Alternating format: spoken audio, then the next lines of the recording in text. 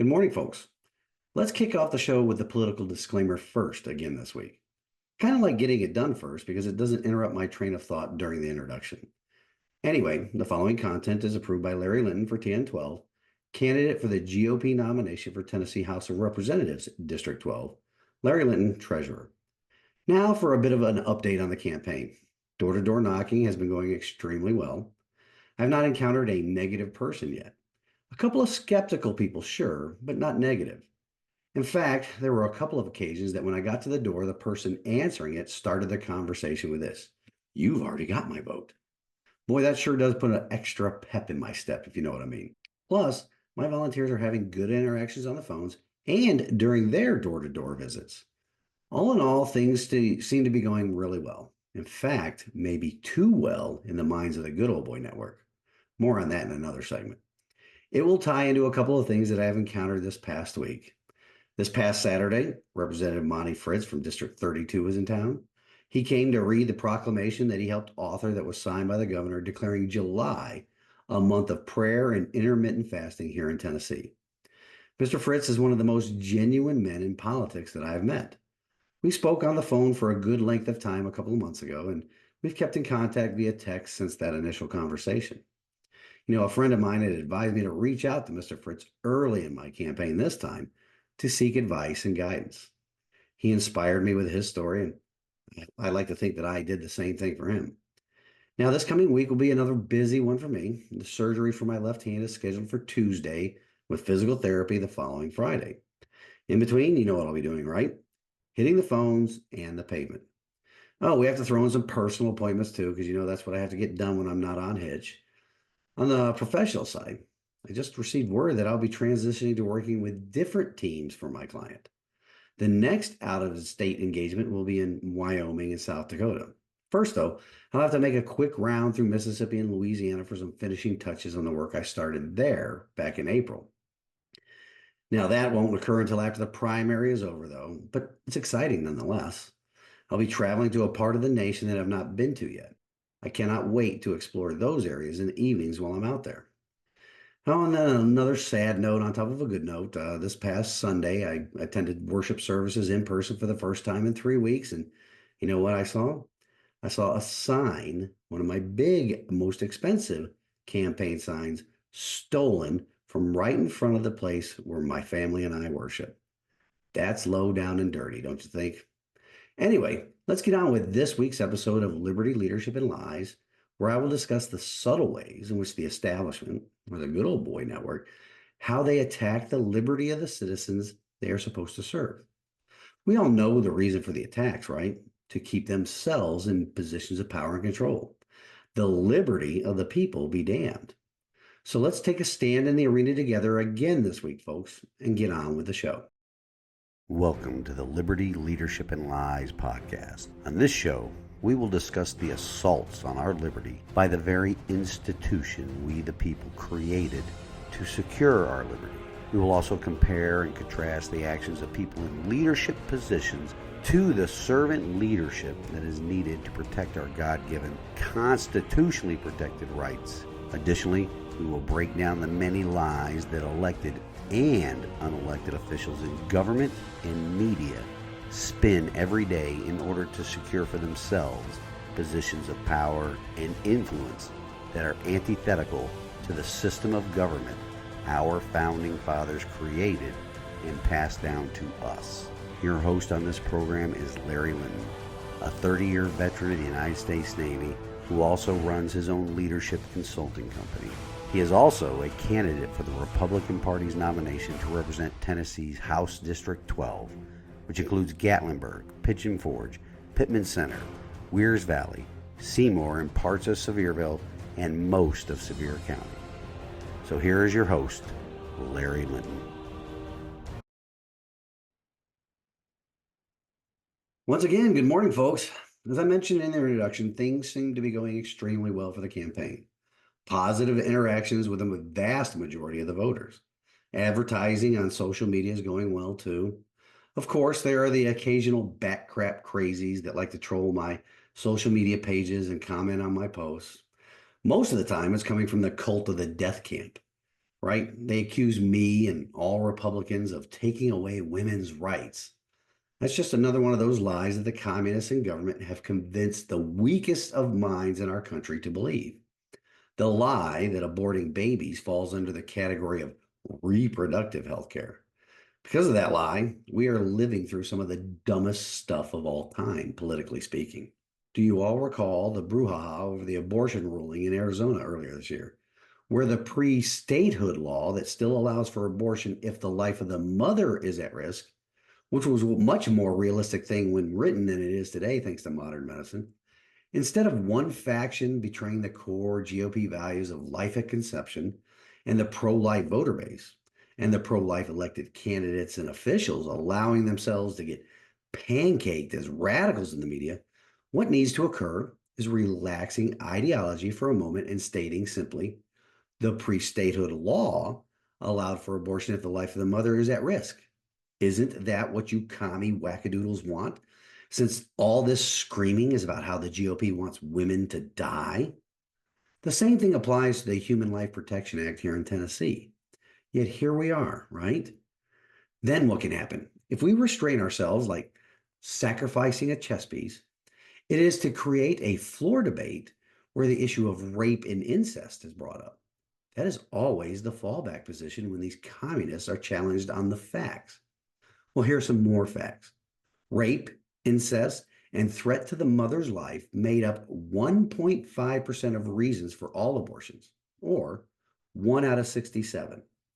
That means that prior to the Dobbs decision, 66 of 67 abortions are done as a means of birth control, or more bluntly, as a means of convenience, which means they either cannot afford the child or don't want to sacrifice the time necessary to take care of the child. A child, mind you, that is a result of their quote unquote fun time that they devoted. If you encounter these people, please invite these evil people, these worshipers at the altar of baby sacrifice, invite them to debate that fact in the open, and you will see how quickly they get into aborting babies on the delivery room floor. But enough about that lie or that subtle attack on liberty. Well, it really isn't that subtle, right? It's a direct attack on the liberty and right to life of the unborn. But it also brings to mind a bit of good news for the campaign. I recently received an endorsement from a group called Stand for Health Freedom. That organization supports candidates who will make and support policy that protect and expand individual and family choice in matters of personal health. They believe, and rightfully so, that I will defend and expand these rights for Tennessee residents. Their Tennessee voter guide was updated and posted last week, and they are emailing the states with the voter guide as well as they will be notifying all the voters here in House District 12 about their endorsement of me via their email. I shared their endorsement graphic all across my socials, and the crazies came out of the woodwork again, folks, with statements like, oh, you support gender affirming care or reproductive freedom, and all the nonsense language that the mentally ill use to equate abortion with. The very notion that they equate reproduction and murder, that's mind blowing. Reproduction creates life, abortion ends life. That is the mindset we are up against, folks. That and the establishment Republicans that allowed us to get to this point in the first place. So that brings my campaign, though, with another freedom and liberty supporting endorsement. I also received word that the Tennessee voter guide, put together by Mr. Craig Huey, has given me their highest candidate rating. Some of the listeners may be familiar with the work of Mr. Huey, but for those of you who aren't, I'll give you a bit of background. In addition to putting together the Tennessee voter guide, he also puts out something titled the Huey Report. The report is a powerful tool to transform our politics and culture for the better. From the perspective of an internationally successful business owner, Craig Huey has created thousands of jobs and knows how to make change. Having navigated and weathered 6 recessions, his award-winning advertising agency, the Creative Direct Marketing Group, they have turned small businesses into multi-million-dollar companies and have won 97 awards. Mr. Huey is the author of several books as well. Among them are The Christian Voter, The Deep State, the new multi-channel integrated marketing, and 23 equity crowdfunding secrets to raise capital. He appears often on Fox, Newsmax, C-SPAN, radio, and podcasts nationwide. Now, with the Huey Report, you get news and analysis and trends you won't find anywhere else. You get to be the real hope and real change. You get to help restore the American dream. You get to help reclaim jobs, freedom, and prosperity. You get their voter guide, which even covers the judges nationwide. With it, you will be educated, empowered, and engaged to vote for your values. Mr. Huey's voter guide has a 5-level rating assigned to candidates on the Tennessee voter guide. First, though, let me tell you or share with you some information behind their process. The Tennessee voter guide seeks to inform you so that you vote for and not against your values in the upcoming elections. They do not want you to be deceived. Political ads are everywhere, and mailers or mailboxes are being flooded with flyers. I must be candid here, folks. My ads and mailers are out there as well. Same thing with my yard signs, except for the ones that have been stolen, like I mentioned earlier. But the Tennessee voter guide asks this: just who are these candidates? If you vote for them, are you voting against your values? Big tech, social media, biased media, and political ads are all distorting the reality of who these candidates are. That is why Mr. Huey and the people over at the Tennessee Voter Guide has done in-depth research on all the candidates and have posted them on TennesseeVoterGuide.com. Or actually, it's TennesseeVoterGuide.com. They're there for your reference. And as I mentioned earlier, Mr. Huey's assistant informed me that would be updated very soon. The nonpartisan 2024 Tennessee Voter Guide will help you cut through the rhetoric, election propaganda, and biased media coverage of the campaigns, in addition to what the Good Old Boy Network and their close circle of friends would have you believe. This guide ranks every aspect of a candidate's record according to experience, integrity, commitment to community, and much more. The Tennessee Voter Guide wants to make sure that voters have candidates on the local level that will work on these 4 priorities. 1, stop the forced masking of kids, ignoring parental rights over forced vaccinations, and support for homeschooling and school choice. 2, want to lower taxes, not raise taxes. 3, work to help businesses grow and prosper to create better jobs and wages, not hinder them with job-killing regulations.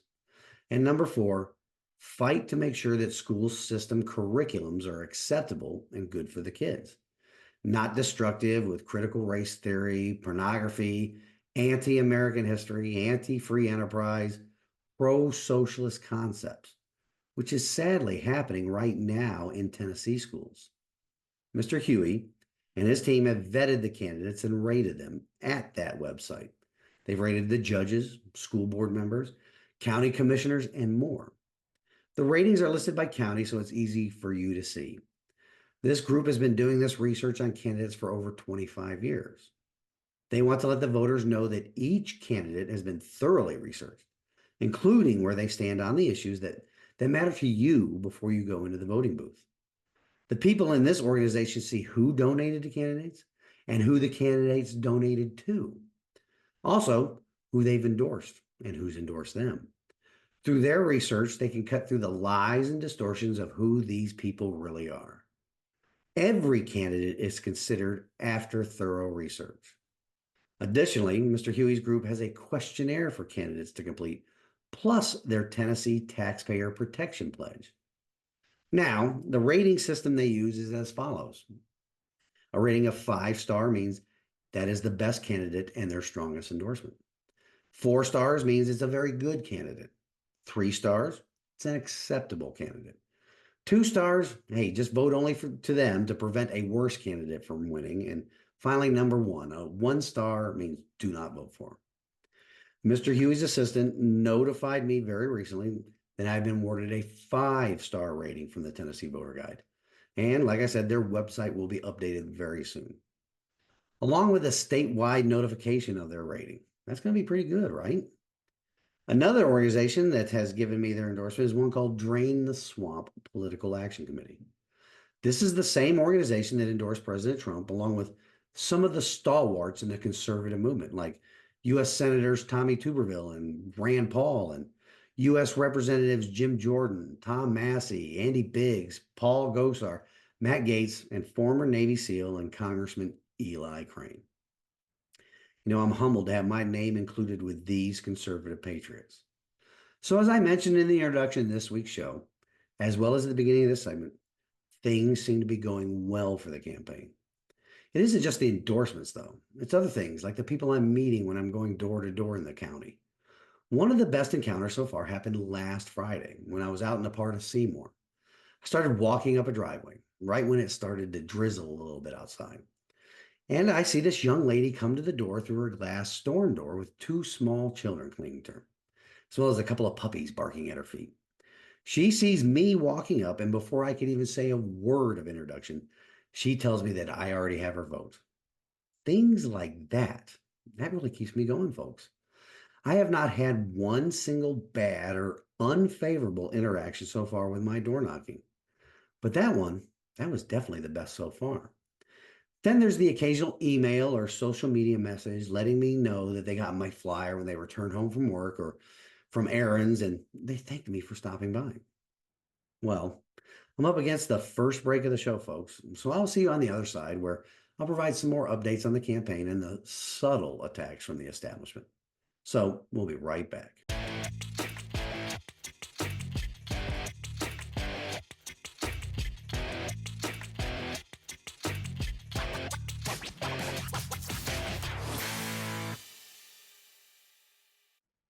And we're back.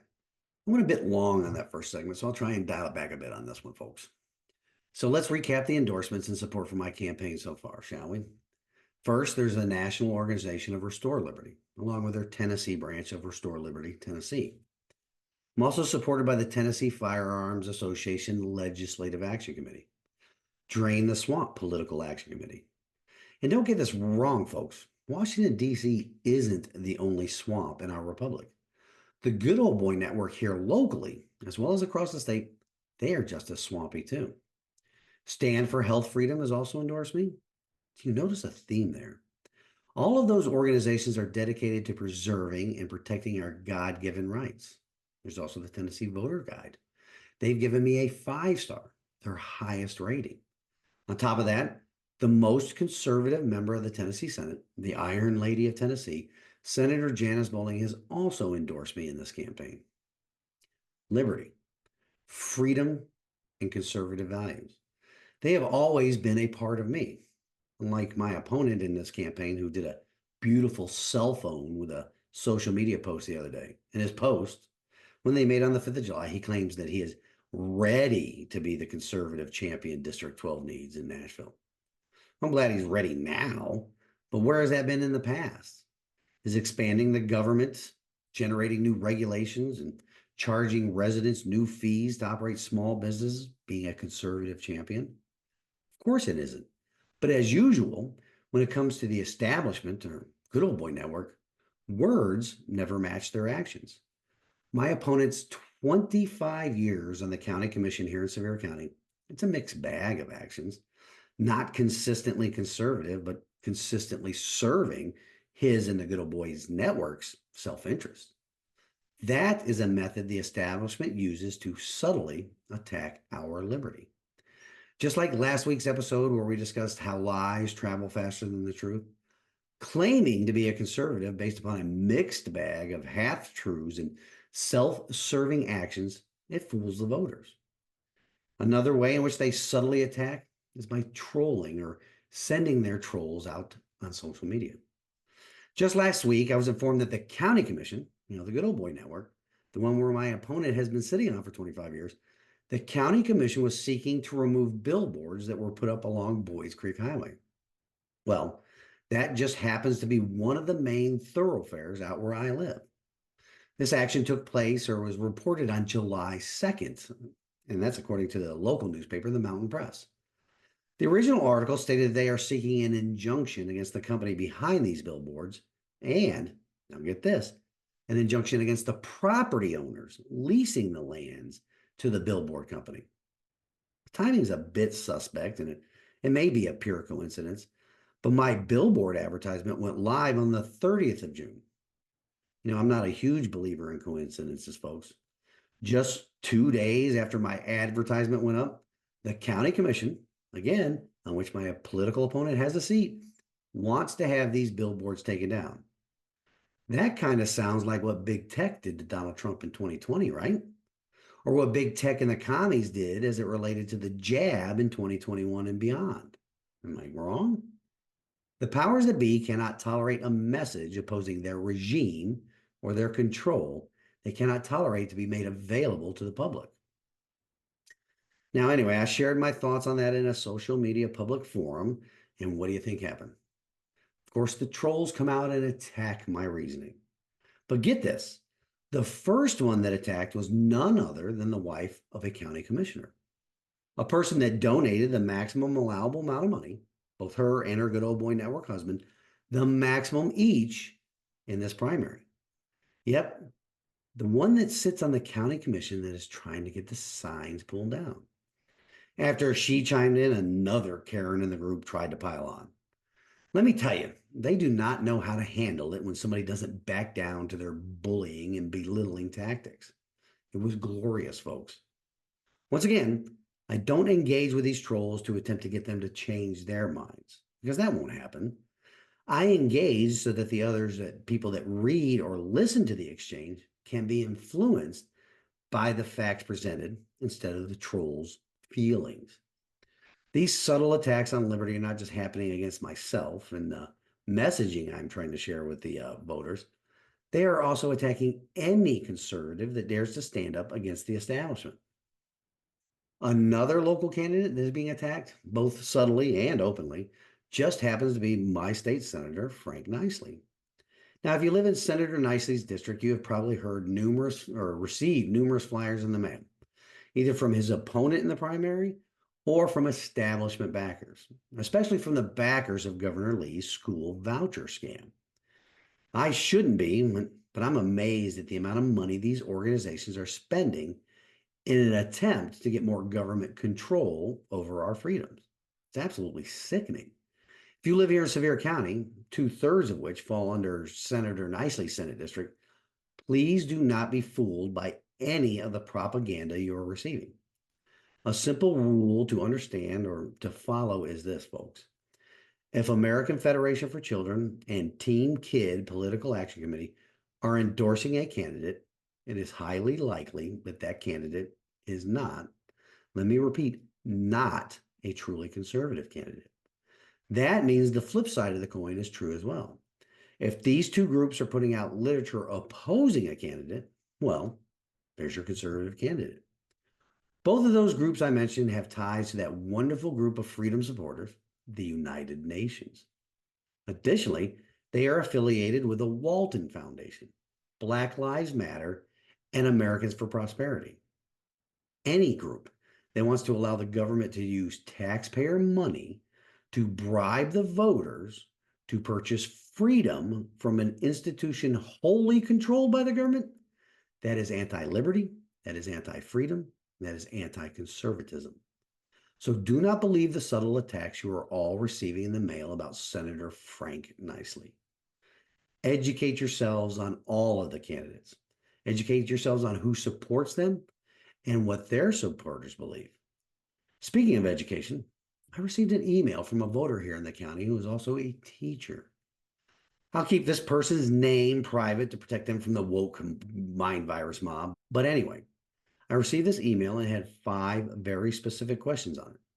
I know I shouldn't do this, but here is where I would like to give some advice to my opponent, or any opponent. When you get a specific question, give a specific answer, not the platitudes and generalities that you are used to governing by.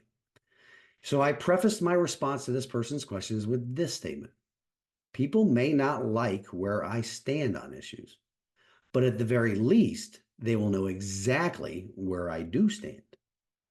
This person's questions had to do with school choice, the 10 commandments in classrooms, standardized testing, using supplemental materials in the classroom, and finally, what my plans are to include the constituents of this district and their voices on any bills that I would vote on or propose.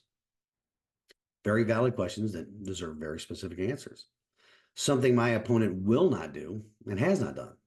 Well, he's given answers, but not very truthfully, though. Remember? I provided this constituent with my responses to each question individually. Do you want to know what happened? Well, we discovered we have some very common ground around the issue of government education. Folks, that is how we move things forward to advance freedom and liberty in our state.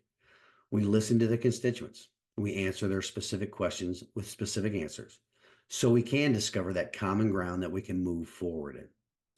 All in all, folks, it was a mixed bag of experiences this week. Definitely more positive than negative. Keep the emails with your questions coming in. This upcoming week will involve some more door-to-door knocking and setting up a location somewhere in the county where I'll make myself available to the community to stop by and see me for their own individual or personal Q&A session. I'll put up a canopy, a couple of chairs, some cold water, and anybody can stop by and we'll have a chat. I'll be sure and put the notification out on my social media pages. So if you live here in District 12, be on the lookout for that. It probably will not be tomorrow, though. That is when I go in for surgery on my left hand. I must tell you, folks, the results I have on my right hand from the surgery, it's phenomenal. There's no more burning, tingling, or numbness, and some of my fine dexterity skills are returning. That has me looking forward to tomorrow's surgery and subsequent recovery. Okay, folks, as I promised, I did not go too long in this segment. I'm going to take a break right here and come back with the closing of the show and God's Word. So we'll be right back.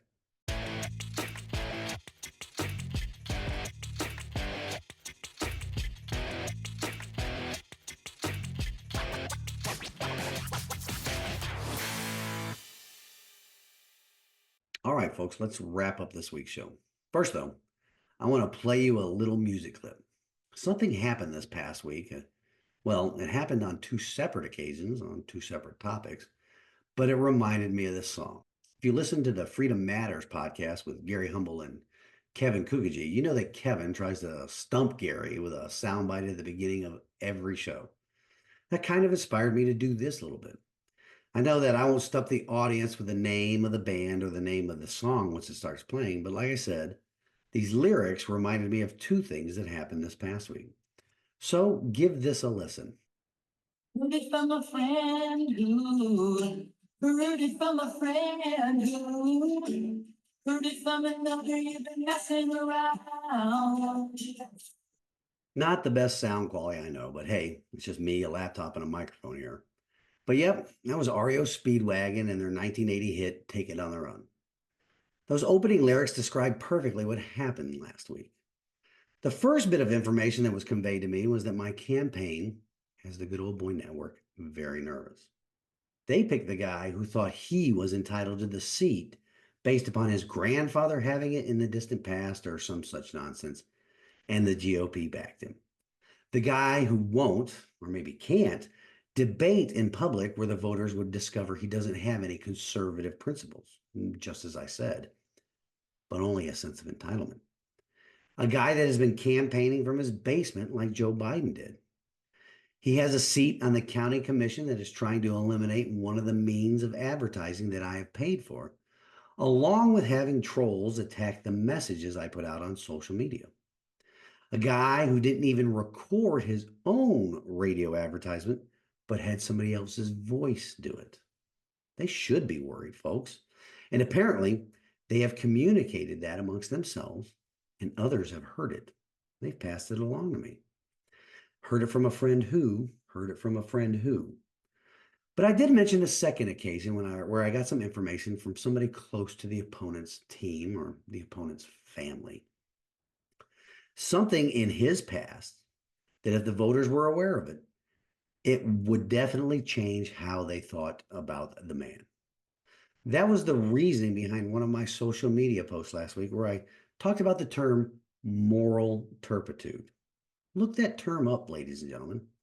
It applies in this case. Now, for the record, the individual that conveyed that information to me would not tell me the entire story for the fear of how it would hurt. Now, get this, hurt the children involved in the situation. I, for one, will not do anything that would hurt children. However, It is my sincere hope that this person, who is aware of the real character of the man that is running for the GOP nomination, makes the truth behind the man known to the voters before they cast their ballots starting this week. Before he gets into a position where he can not only hurt children, but the entire state of Tennessee. Now for this week's wisdom from God's Word. It comes to us from Romans chapter 1, verse 18.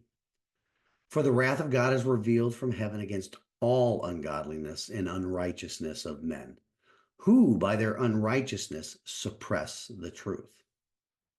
It is only ungodly and unrighteous men that suppress the truth. Truth with a capital T, and the truth in words and deeds. It is how the establishment subtly attacks our liberty. Last Saturday, as I mentioned earlier, Representative Monty Fritz came to the Sevier County Courthouse to read House Joint Resolution 803, which he primarily authored, and that Governor Lee signed, that declared that the month of July to be a time of prayer and intermittent fasting for the state of Tennessee.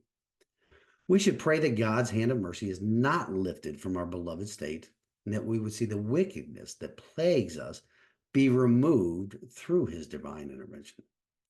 My wife, my daughter, and I, along with at least 100 other residents here in the county, gathered Saturday morning at the courthouse to hear the proclamation. We also gathered to pray for our state. What is more telling, though, is who did not show up. Only 2 elected officials showed up. Representative Fritz himself, who doesn't represent this county, and Senator Nicely. Of course, the Sevier County Vice Mayor served as the county official host, but nobody else. And he's not an elected official. Sevier County Mayor Waters, he was out of town, but the sheriff wasn't there. County Commissioner Atchley wasn't there. Nobody else was there. Things that make you go, right? Well, that's it for this week, folks. Once again, I'm asking that you all take a stand in the arena with me.